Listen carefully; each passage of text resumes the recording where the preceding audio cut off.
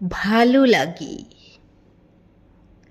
আমার কবিতা লিখতে ভালো লাগে। কবিতায় কঠিন কঠিন শব্দ লিখতে ভালো লাগে।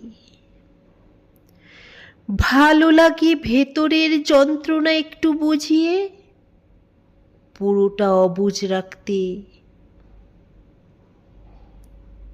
আমার ছন্দ লিখতে ভালো লাগে।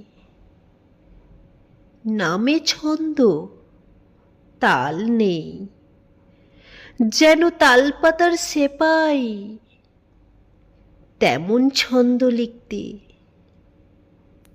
যেখানে দ্বন্দ্বতা আছে আবার নেই, আমার মিথ্যে সুখের গল্প বলে পরের দুঃখ শুনতে ভালো লাগে।